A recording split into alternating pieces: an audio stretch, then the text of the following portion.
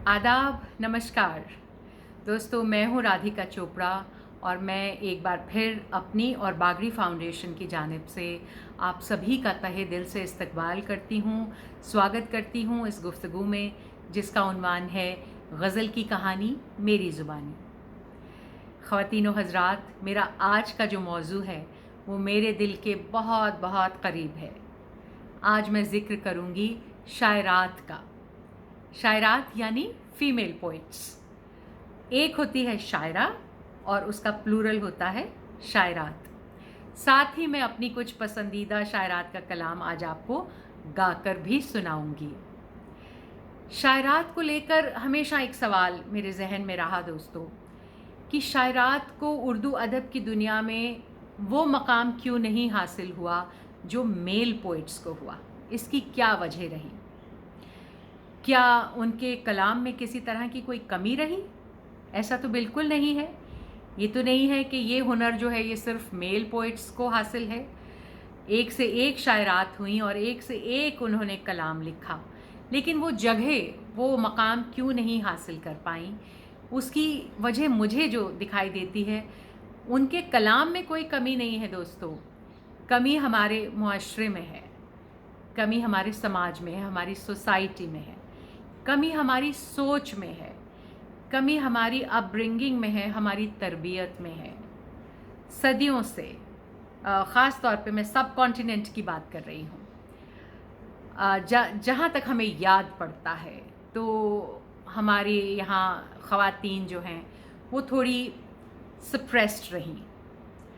उन्हें कुछ भी इज़हार करने की इजाज़त कभी नहीं हुई। वो अपने दिल की बात कभी भी खुलकर नहीं कह पाई। और ये फ़न, गज़ल लिखने का फ़न जो है, ख़ास तौर पे पोइट्री का जो फ़न है, ये तो ऐसा फ़न है दोस्तों कि इसमें इज़हार ही इज़हार है। इसमें तो आपको अपने एहसासात, अपने जज़्बात, अपने ख़यालात, अपने तसव्वुरात का इज़हार करना है पोइट्री के थ्रू। एक मेल पोइट जब मोहब्बत की बात करता है और कुछ कलाम कहता है, इश्क की बात करता है, तो लोग कहते हैं माशाअल्लाह, सुभान अल्लाह, वाह वाह। लेकिन वहीं जब एक औरत मोहब्बत का ज़िक्र करती है या इश्क की बात करती है, बिछड़ने की बात करती है, दर्द की बात करती है, हिज्र की बात करती है, विसाल की बात करती है, तो लोगों के जहन में कई तरह के सवाल उठते हैं कि ये किसके बारे में कह रही है। अब वो उसका तसव्वुर है, उसका तसव्वुर भी हो सकता है, लेकिन अब ये बात माशरे को तो नहीं समझाई जा सकती है। जब तक वो शादीशुदा नहीं है तो जो अपनी फैमिली है वो इस चीज़ को अलाउ नहीं करती। एक बार शादी हो जाती है तो शौहर अलाउ नहीं करता है, ससुराल वाले इस बात की इजाज़त नहीं देते हैं। तो कहीं ना कहीं मुझे लगता है कि औरत जो है वो दब कर रह गई, वो खुलकर अपने दिल की बात कह नहीं पाई। इसलिए शायद ये वजह है कि वो खुलकर कभी गज़ल नहीं कह पाई। अगर कहीं भी मैंने ऐसा सुना है कि कई शायरात का कलाम जो है वो जला दिया गया, उनकी फैमिलीज़ ने उनका पूरा का पूरा मजमुआ जला दिया दोस्तों। कितने दुख की बात है कि अपना जो वो एक हुनर लेकर पैदा हुई है, उस हुनर को वो दुनिया के सामने नहीं ला पा रही। इसमें किसका कसूर है? उसका कसूर तो नहीं है, कसूर तो हमारे मुआशरे का ही हुआ ना। अगर हम पहले के दौर की बात करें तो अगर जैसे ही हम शेर व शायरी की बात करते हैं तो हमेशा जो मेल पोइट्स का नाम एकदम से जहन में आ जाता है, लेकिन कोई भी फीमेल पोइट हमें पुराने दौर की ऐसे हमारे सामने नहीं आता, कोई नाम हमारे जहन में नहीं आता। ऐसा कहते हैं कि एक इमेजिनरी, मुझे लगता है, कैरेक्टर है, फिक्टिशियस कैरेक्टर है, उमराव जान अदा, कि वो शायरा थीं और वो कलाम कहती थीं, लेकिन मुझे इस बात का बिल्कुल इल्म नहीं है क्योंकि मैंने उनका कोई कलाम नहीं पढ़ा। यहाँ तक कि जो फ़िल्म बनी उमराव जान, उसमें भी सारा कलाम शहरयार साहब ने लिखा। उसमें उमराव जान की अपनी कहीं कोई शायरी नहीं थी, तो इसलिए मुझे नहीं मालूम कि वो कभी ऐसी कोई शायरा थीं भी या नहीं थी। आगे आकर हालांकि बहुत से नाम आते हैं, लेकिन जैसे मैंने कहा कि अब जब हम मुशायरा अटेंड करते हैं, मिसाल के तौर पे, अब मुशायरे में हम क्या देखते हैं कि स्टेज पर 10 शायर हैं, 10 शोरा हैं, एक या दो शायरात कहीं नज़र आ जाती हैं, कहीं दिखाई देती हैं। तो क्या, क्यों ऐसा क्यों हुआ, इसकी क्या वजह रही? मैंने कई शायरात से भी इसके बारे में बात की, लेकिन खैर ऐसा कोई बड़ा सॉलिड रिप्लाई तो मुझे नहीं मिला आज तक। एक शायरा ने कहा कि देखिए, मैंने कभी मुशायरों के लिए लिखा ही नहीं, मैंने सिर्फ अपने शौक़ के लिए लिखा, अपने पैशन के लिए लिखा। उनका एक मजमुआ भी है, तो बस उनकी दुनिया वहीं तक महदूद रही कि लिखा और उसे एक किताब की एक शक्ल दी और अपने दोस्तों, अपने रिश्तेदारों, अपने करीबी लोगों को वो किताब दे दी। बस उनकी दुनिया वहीं से शुरू हुई, उनका दायरा वहीं तक रहा। लेकिन सबके साथ तो ऐसा नहीं है। ज़ाहिर सी बात है कि अगर शायरा कलाम लिखती है तो वो मुशायरा भी पढ़ना चाहती है, वो मुशायरे में हिस्सा लेना चाहती है, वो दुनिया के सामने आना चाहती है। लेकिन अब कुछ शायरात ने ये भी कहा कि देखिए, मुशायरे वगैरह जो हैं अक्सर रात को बहुत देर से होते हैं, देर से शुरू होते हैं, देर से ख़त्म होते हैं, तो ये हमारे लिए प्रैक्टिकली पॉसिबल नहीं है। तो इसलिए हम जो है वो मुशायरा पढ़ने नहीं जाते, या कहीं दूसरे शहर में जाना पड़ता है वगैरह वगैरह। तो कई वजह हो सकती हैं।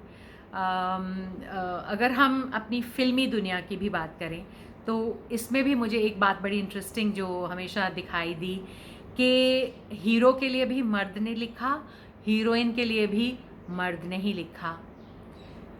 वहाँ भी अगर आप देखें तो फीमेल लिरिसिस्ट का कहीं कोई नाम जहन में नहीं आता। ऐसा नहीं कि फ़ीमेल लिरिसिस्ट नहीं हुई, कुछ हुई, लेकिन अगर हम आम किसी इंसान से पूछेंगे तो वो साहिर का नाम लेंगे, शकील बदायूनी, कैफ़ी आज़मी, हसरत जयपुरी, किसी का भी नाम लेंगे, मजरू सुल्तानपुरी, लेकिन कोई शायरा का नाम मेरा ख़्याल है कभी किसी के जहन में नहीं आएगा कि किसी फ़ीमेल पोइट ने फ़िल्मों के लिए भी लिखा। मैंने ऐसा कहीं पढ़ा है कि नरगिस की जो माँ थी जद्दन बाई, उन्होंने अपनी एक फ़िल्म के लिए कुछ नगमे लिखे थे। एक कैरेक्टर आर्टिस्ट थी निरूपा रॉय, उन्होंने भी कुछ गीत लिखे। ओपी नैयर साहब जो बहुत अच्छे कंपोज़र थे, ऐसा सुना है कि उनकी जो बीवी थी सरोज मोहनी नैयर, वो भी अच्छी शायरा थी, अच्छा कलाम लिखती थी। कुछ जो बहुत फेमस हमारी पोइट्स हुई, जैसे अमृता प्रीतम, तो उनका कलाम कहीं कुछ एक फ़िल्म में, कादम्बरी एक फ़िल्म आई थी, उसमें वो कलाम इस्तेमाल हुआ। हमारी जम्मू की आन बान और शान है पद्मा सचदेव, उनका एक गीत है प्रेम पर्वत फ़िल्म में, लता जी ने गाया था, ये नीर कहाँ से बरसे, बदरी कहाँ से आई, ये वाला गीत। और फिर महादेवी वर्मा की भी मैंने सुना है कि एक आध कविता किसी फ़िल्म में गवाई गई। एक नाम जो लोग फ़िल्मी दुनिया के बारे में बहुत जानते हैं, वो इस नाम से वाकिफ़ हैं, वो नाम है माया गोविंद का। माया गोविंद ने हमारी फ़िल्मों के लिए बहुत नगमे लिखे। मैंने ये भी कहीं पढ़ा कि उन्होंने करीब 350 फ़िल्मों के लिए 800 नगमे लिखे। तो दोस्तों, 350 फ़िल्मों में 800 गीत लिखने के बावजूद आम इंसान उनके नाम से वाकिफ़ क्यों नहीं है? क्या वजह रही कि औरत जबकि हर फील्ड में जो है आगे रही, फ़िल्मी दुनिया में आप देख लें, लेकिन एक जो कॉम्पोजिशन का फील्ड रहा, म्यूज़िक कंपोज़र्स आप देखिए हमारी फ़िल्मों में, सिर्फ एक नाम है उषा खन्ना, जिन्होंने कुछ फ़िल्मों का संगीत दिया और बहुत अच्छा संगीत दिया, बहुत मकबूलियत उन्हें हासिल हुई, लेकिन उनके अलावा और कोई औरत आगे नहीं आई। और शायद मुझे कहीं लगता है इसकी वजह एक और हो सकती है, फ़िल्मी दुनिया की बात कर रही हूँ, कि उसमें जो है ये लिखने लिखाने का जो सिलसिला है, ऐसा मैंने सुना है, पढ़ा है कि म्यूज़िक डायरेक्टर्स और लिरिसिस्ट और फिल्म के डायरेक्टर और प्रोड्यूसर्स रात रात भर बैठा करते थे और खूब जो है खाना पीना चलता है रात भर, और वहाँ वो महफ़िलें लगा करती थीं। वहाँ बैठकर जो है लिरिसिस्ट जो हैं वो नगमे लिखा करते थे। डायरेक्टर उन्हें सिचुएशन देते थे, उस सिचुएशन के हिसाब से नगमा लिखा जाता था, या म्यूज़िक कंपोज़र उन्हें ट्यून देते थे, उस ट्यून के हिसाब से कुछ नगमा लिखा जाता था। अब जाहिर सी बात है दोस्तों, ये काम एक औरत बिल्कुल नहीं कर सकती। कोई औरत, चाहे वो शादीशुदा हो, चाहे वो सिंगल हो, मुझे नहीं लगता कि कोई औरत जो है वो रात रात भर इस तरह की महफ़िलों में बैठ सकती है और ये डिस्कशंस में बैठ सकती है घंटों, और नगमे लिख सकती है। मेरा ऐसा मानना है, क्योंकि आप कुछ भी कहें, औरत अपनी सारी ज़िम्मेदारियां जो हैं वो बड़ी शिद्दत से निभाती है। बहुत सी जो काम हैं घरों के, वो they are always working at the back of a mind, whether she is singing, whether she is writing, वो कुछ भी है, किसी भी फील्ड में है, लेकिन जो उसकी जो अपनी ज़िम्मेदारियां हैं, जो घर गृहस्थी की ज़िम्मेदारियां हैं, जो बच्चों की ज़िम्मेदारियां हैं, उनसे वो कभी भी फ़ारिग नहीं हो पाती। वो हमेशा उसके ज़हन में चीज़ें चलती रहती हैं, तो उसे खुलकर ना तो इज़हार करने की छूट कभी मिल पाई, ना कभी खुलकर वो मुशायरों में आगे आ पाई पढ़ने के लिए, ना ही वो फ़िल्मी दुनिया में कोई ख़ास नाम बना पाई। तो इनफैक्ट यहाँ मैं एक आपसे एक क़स्से का ज़िक्र करना चाहती हूँ। मैं नहीं जानती कि मुझे इसका ज़िक्र करना चाहिए या नहीं, लेकिन ये क़स्सा मुझे एक शायरा ने ख़ुद सुनाया। तो उन्हें कहीं एक मुशायरे से इनविटेशन आया कि आप आइए मुशायरा पढ़ने। तो जो ऑर्गेनाइज़र थे उनसे उन्होंने पूछा शायरा ने कि उसमें कौन कौन शायर हैं और कितने लोग हैं वगैरह वगैरह, जो भी चंद सवालात उन्होंने किए होंगे। तो उन्होंने कहा कि इतने शायर हैं तो सिर्फ़ 2 शायरात को ही आप बुला रहे हैं। तो अब वो जो ऑर्गेनाइज़र थे उन्होंने एक ऐसा जवाब दिया जिसे सुनकर मैं हैरान रह गई। उन्होंने कहा कि देखिए, शायरात को तो हम सिर्फ़ इसलिए बुला रहे हैं ताकि रूखे सूखे पेड़ों में कुछ हरी भरी बेलें भी दिखाई दें। अब देखिए, कहने को तो उनका ताल्लुक़ अदब की दुनिया से है, लेकिन शायरा उनके लिए हरी भरी बेल है। अब ये क्या बात हुई दोस्तों, ये किस तरह की सोच हुई? इस तरह की सोच में औरत कैसे आगे बढ़ पाएगी, कैसे लिख पाएगी? ये कैसे पॉसिबल है, आप मुझे बताइए। तो ये सोच कहीं ना कहीं बदलनी होगी। इस सोच को बदलना होगा। औरत को जो है आगे आना होगा, औरत को खुलकर इजहार करना होगा, चाहे वो उसका तसव्वुर है या सच में वाकई उसके जहन में कोई है, जो भी है, लेकिन उसे खुलकर लिखना होगा, उसे खुलकर आगे आना होगा। तभी जो है हम इस मुद्दे के लिए कुछ कर पाएंगे। मैं चूँकि ख़ुद एक औरत हूँ, मैं शायरात के कलाम से बहुत रिलेट कर पाती हूँ, तो मुझे अच्छा लगता है शायरात का कलाम पढ़ना, शायरात का कलाम कंपोज़ करना और गाना। मैंने कई एल्बम्स भी की हैं जिसमें मैंने शायरात का कलाम गाया है। सबसे पहला शेर जो मैं आपके साथ शेयर करना चाहती हूँ, जब मैंने आगाज़ किया दोस्तों, मैंने ऐसा कभी सोचा नहीं था कि मैं किसी दिन शायरात का कलाम पढ़ूँगी और गाऊँगी और मैं इस मौजू पे बात करूँगी, इस मुद्दे को मैं लोगों तक लेकर आऊँगी। वो शेर हिरमा खैराबादी का था जो मैंने पढ़ा और मेरे दिलो दिमाग पे उसका बहुत गहरा असर हुआ। वो मेरे दिल को कहीं इतना छू गया कि उसके बाद मैंने शायरात का कलाम सीरियसली बहुत पढ़ना शुरू किया और कंपोज़ करना शुरू किया। वो शेर था कि शिद्दते ज़ौफ़ ने हालत ये बनाई मेरी, शिद्दते ज़ौफ़ ने हालत ये बनाई मेरी। ज़ौफ़ कहते हैं वीकनेस को, कमज़ोरी को। शिद्दते ज़ौफ़ ने हालत ये बनाई मेरी, नब्ज़ चलती है तो दुखती है कलाई मेरी। आहा, क्या शेर है, कितना नाजुक शेर है, कितना सच्चा शेर है। शिद्दते ज़ौफ़ ने हालत ये बनाई मेरी, नब्ज़ चलती है तो दुखती है कलाई मेरी। तो चलिए, बातों का सिलसिला भी रहेगा। मैं अपनी एक बहुत पसंदीदा शायरा का कलाम, एक मतला और शेर आपको गाकर सुनाती हूँ। उनका नाम है ज़हरा निगाह। अब यहाँ एक और बात का मैं आपसे ज़िक्र करना चाहती हूँ दोस्तों, कि जब भी हम कहीं भी शायरात का ज़िक्र आता है, शायरात की बात आती है, तो सिर्फ़ एक नाम लोगों के ज़हन में आता है, परवीन शाकिर। इसमें कोई शक नहीं कि परवीन शाकिर आला तरीन दर्जे की शायरा थीं। उन्होंने ऐसा कलाम लिखा है कि जो काबिल तारीफ़ है, इसमें बिल्कुल कोई शक नहीं।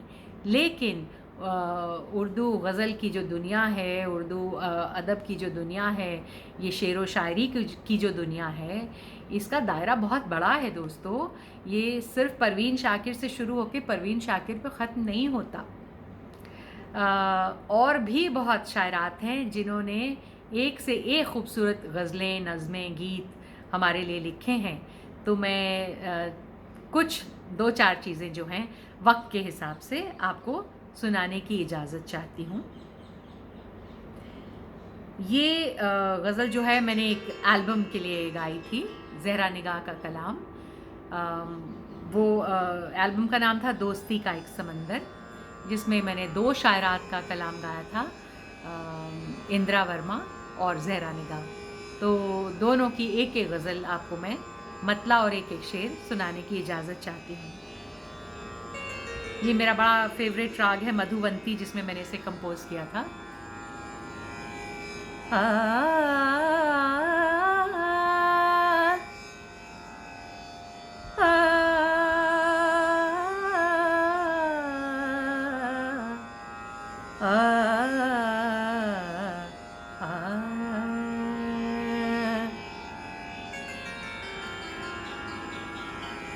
ये उदासी फैलते साए, ये उदासी फैलते साए, हम तुझे याद करके पछताए, ये उदासी फैलते साए। मिल गया था सुकून निगाहों को, मिल गया था,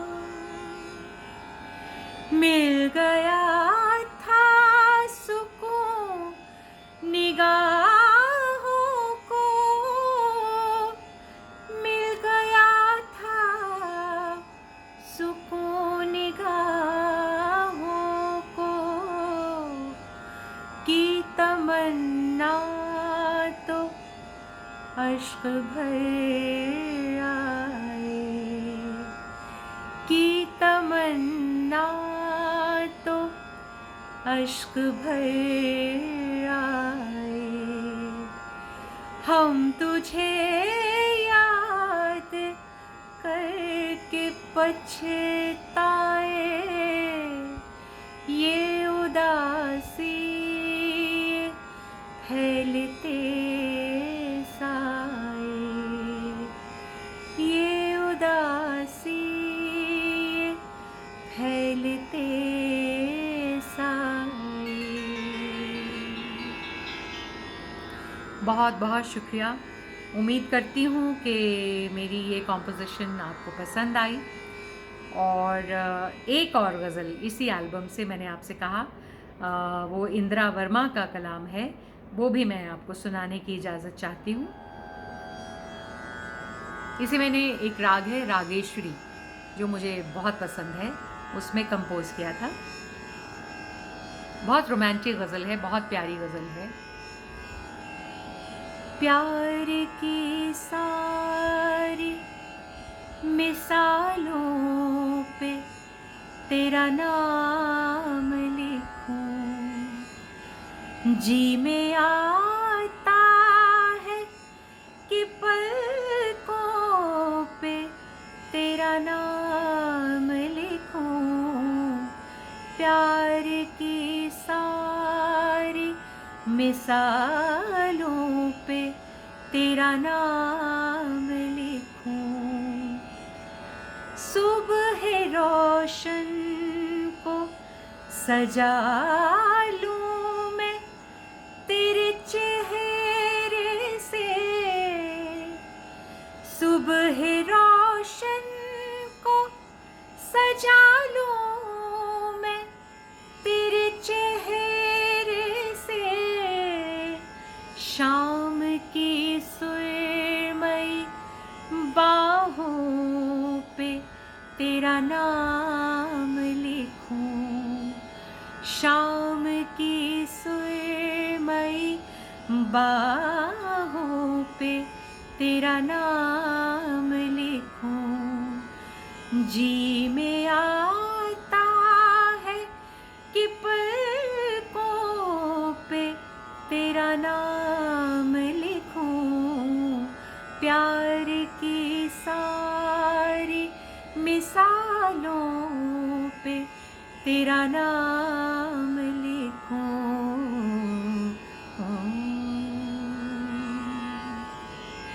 शुक्रिया। उम्मीद करती हूँ मेरी ये दोनों कॉम्पोजिशंस आपको पसंद आई। तो दोस्तों बस मेरी आपसे यही गुजारिश है, यही इल्तिजा है कि अब मेरा ख़्याल है वक्त आ गया है कि अपनी सोच को ज़रा सा बदला जाए और औरत को खुलकर कुछ भी कहने की इजाज़त दी जाए, उसे जज ना किया जाए। अगर वो कुछ लिखती है मोहब्बत के बारे में या इश्क के बारे में या किसी भी टॉपिक को लेकर अगर लिखती है तो जैसा मैंने कहा कि उसे उस बिना पर उसे जज ना किया जाए। और औरतों से भी, शायरात से भी मेरी यही इल्तिजा है कि प्लीज़ आप लोग खूब अच्छा लिखें और आगे आएँ।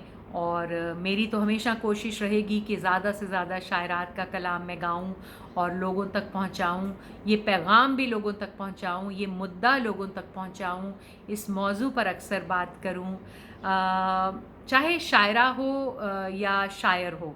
दोस्तों मैंने हमेशा लिरिसिस्ट के मुद्दे को हमेशा उठाया है, ये आप सब जानते हैं। जो लोग मुझे सुन चुके हैं, जो लोग मेरे लाइव कॉन्सर्ट्स अटेंड करते हैं, उन्होंने देखा होगा कि मैंने हमेशा लिरिसिस्ट को एक्नॉलेज करने की बात की है। कहीं ना कहीं हम भूल जाते हैं शायर को या लिरिसिस्ट को एक्नॉलेज करना। कई लोग आते हैं जी ये फ़लाँ मेरी फेवरेट गज़ल है, और जैसे मैं कहती हूँ अच्छा तो फिर बताइए लिखी किसने है, तो वहाँ ब्लैंक हो जाते हैं, जानते ही नहीं हैं। ये फ़लाँ मेरा फेवरेट गाना है, अच्छा किस लिरिसिस्ट ने लिखा है तो नहीं जानते हैं। ये भी एक पता नहीं क्यों, इसकी क्या वजह है कि जिसने खूबसूरत कलाम लिखा है उसे हम क्यों भूल जाते हैं। तो मैंने हमेशा चाहे शायर हो या शायरा हो या कोई भी फिल्मी गाने का लिरिसिस्ट हो, मैंने हमेशा उनको एक्नॉलेज किया है और लोगों से भी कहा है कि उन्हें उनका ड्यू हमेशा मिलना चाहिए, उन्हें उनका क्रेडिट हमेशा मिलना चाहिए। एस्पायरिंग सिंगर्स से भी यही कहती हूँ कि आप जब भी कुछ भी गाएं तो सबसे पहले शायर या शायरा का नाम ज़रूर बताएं। उन्हें उनकी जो इज़्ज़त है, जो उन्होंने इतना बड़ा ये काम किया है, आप उनका कलाम स्टेज पे गा रहे हैं तो बड़े एहतराम के साथ उनका नाम जो है वो लोगों तक ज़रूर पहुंचाएं। जैसा मैंने कहा कि जैसे ही शायरात का ज़िक्र आता है तो सिर्फ परवीन शाकिर का ज़िक्र आता है, लेकिन दोस्तों ऐसा नहीं। अदा जाफ़री मुझे बेहद पसंद है, बहुत अच्छी शायरा हुई अदा जाफ़री। फिर ज़हरा निगाह का तो मैंने अभी कलाम आपको सुनाया गाकर। इनके अलावा कीश्वर नाहिद ने बहुत अच्छा कलाम लिखा है, फहमीदा रियाज़ मुझे बहुत पसंद हैं, नूर जहाँ सरवत मेरी बड़ी पसंदीदा शायरा। उनकी गज़ल मैंने एपिसोड 4 में सुनाई थी आपको, जो मेरी अपनी कॉम्पोजिशन मैंने आपको बताया था। वो एक नज़र में मुझे पहचान गया है, जो बीती है दिल पर मेरे सब जान गया है, ये नूर जहाँ सरवत का कलाम है। उनकी एक और गज़ल मुझे बहुत पसंद है, कौन तन्हाई का एहसास दिलाता है मुझे, ये भरा शहर भी तन्हा नज़र आता है मुझे। फिर इंदिरा वर्मा जिनकी अभी ये गज़ल मैंने आपको सुनाई, उनके अलावा आज के दौर में बहुत अच्छी शायरात आगे आ रही हैं और मुझे बड़ी खुशी है कि रेख्ता एक ऐसा प्लेटफॉर्म है जो ख़वातीन का मुशायरा जो है वो मुनक़्क़िद करते हैं वो लोग। मैंने कई मरतबा अटेंड किया है जिसमें कई नई शायरात जो हैं वो आगे आकर अपना कलाम पढ़ती हैं, लोगों तक पहुंचाती हैं। तो मेरा ख़्याल है कि धीरे धीरे सोच बदल रही है और बदलेगी इंशाल्लाह। और हम वहाँ तक पहुँच रहे हैं जिसका मैं ज़िक्र कर रही हूँ कि जब हम गज़ल का ज़िक्र करें या शेर व शायरी का ज़िक्र करें तो जैसे शायर का नाम ज़हन में आता है उसी तरह एकदम से शायरात का भी ज़िक्र जो है वो होना चाहिए और शायरात का नाम भी आपके ज़हन में आना चाहिए। आज के दौर की नुसरत मेहदी मुझे बहुत पसंद हैं। शबीना अदीब बहुत अच्छी शायरा हैं। शबीना अदीब की एक जो बड़ी मशहूर गज़ल है उसका एक शेर तो मुझे बेहद बेहद पसंद है और वो गाती भी माशाल्लाह बहुत अच्छा है, तरन्नुम में पढ़ती हैं तो बहुत बहुत अच्छी आवाज़ है और माशाल्लाह बहुत अच्छा पढ़ती हैं। उनका वो शेर जो मुझे बहुत पसंद है कि जो ख़ानदानी रईस हैं वो मिजाज रखते हैं नर्म अपना, जो ख़ानदानी रईस हैं वो मिजाज रखते हैं नर्म अपना, तुम्हारा लहजा बता रहा है तुम्हारी दौलत नई नई है। तो ये शबीना अदीब का शेर मुझे बेहद पसंद है। फिर उनके अलावा आजकल अतिका फ़ारूक़ी हैं जो बहुत अच्छा लिख रही हैं, मीना नकवी बहुत अच्छा लिख रही हैं, नुसरत मेहदी हैं, नुज़हत अंजुम हैं जो बहुत अच्छा लिख रही हैं, पूनम भाटिया हैं, रेनू नैयर हैं, नीना सहर हैं। तो कई ऐसे नाम हैं। इन शायरात का कलाम जो है मैं पढ़ती रहती हूँ और उम्मीद करती हूँ कि अब आने वाले वक्त में हमें ज़्यादा से ज़्यादा शायरात का कलाम सुनने को मिलेगा। मुशायरों में भी हमें ज़्यादा से ज़्यादा शायरात, सिर्फ़ ऐसा नहीं कि बस आपने ख़वातीन का मुशायरा तो मुनक़्क़िद किया, लेकिन जब आम एक मुशायरा हो रहा है तो वहाँ भी जहाँ शोरा बैठे हैं तो कोशिश कीजिए कि ज़्यादा से ज़्यादा शायरात को भी उसमें बुलाइए, इनवाइट कीजिए ताकि लोगों तक उनका कलाम पहुँचे। एक आपको मैं गज़ल और सुना रही हूँ, कोशिश करती हूँ चलिए मतला और एक शेर, दो गज़लें सुना देती हूँ। शकीला बानो भोपाली का ये कलाम है जो भोपाल की बड़ी नामी कव्वाल थी लेकिन शायरा भी अच्छी थी। तो उनकी ये गज़ल मैंने कंपोज़ की थी, मैंने गाई है जो लोगों को बहुत पसंद आई, तो ये मैं आपको सुना रही हूँ।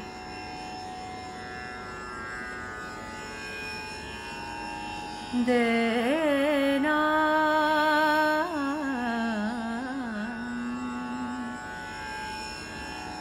जो शख्स मुद्दतों मेरे शैदाइयों में था,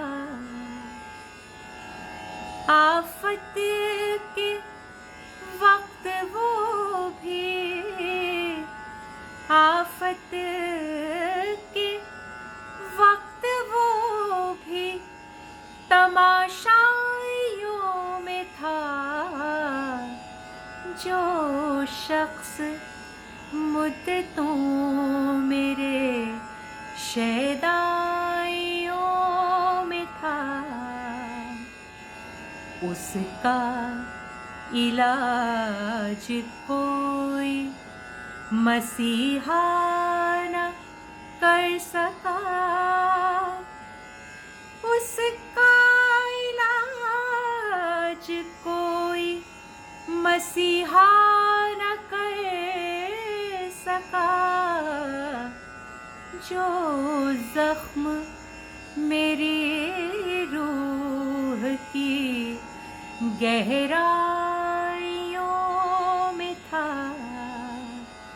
जो ज़ख्म मेरी रूह की गहराइयों में था, जो शख्स मुद्दतों मेरे शैदाइयों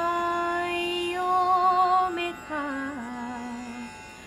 आफत के वक्त वो तमाशाइयों में था जो शख्स मुद्दतों मेरे शैदाइयों में था। बहुत बहुत शुक्रिया ख़वातीनो हज़रात। उम्मीद करती हूँ कि मेरी आज की ये गुफ्तगू आपको पसंद आई। मैं हाथ जोड़कर दरख्वास्त करना चाहती हूँ उन सभी वालिदैन से कि जिनकी बेटियों को लिखने का शौक़ है तो प्लीज़ उन्हें लिखने दें, खुलकर लिखने दें, इज़हार करने दें, मुशायरों में जाने दें, महफ़िलों में जाने दें।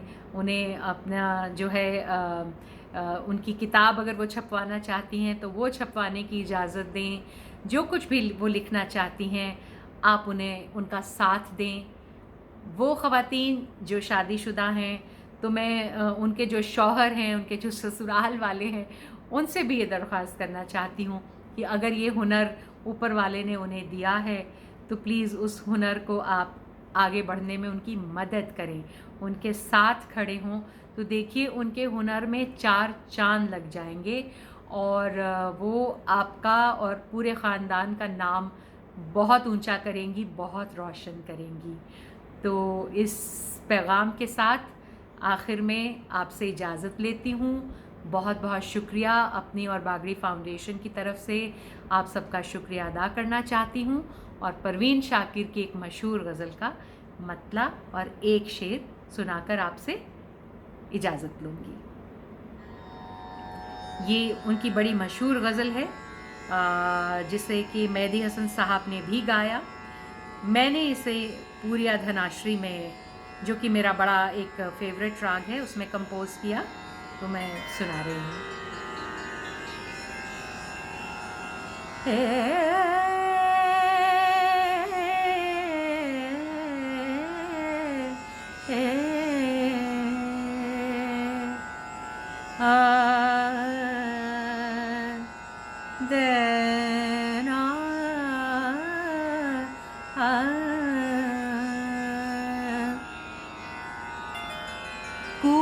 खूब फैल गई बात शनासाई की, उसने खुशबू की तरह मेरी पजीराई के,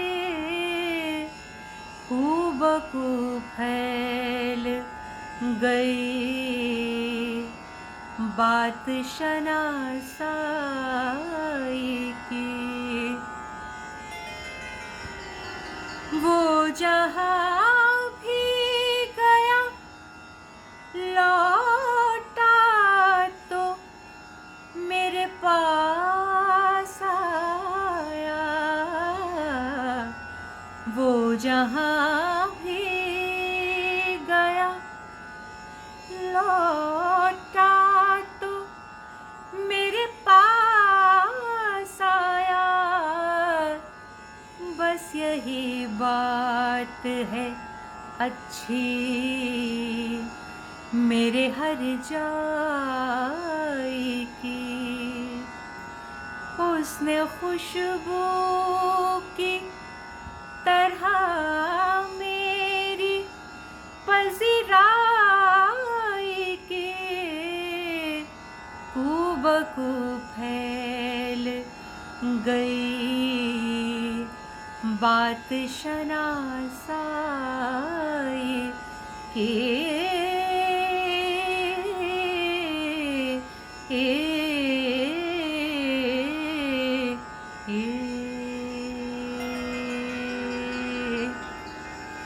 बहुत बहुत शुक्रिया। नमस्कार।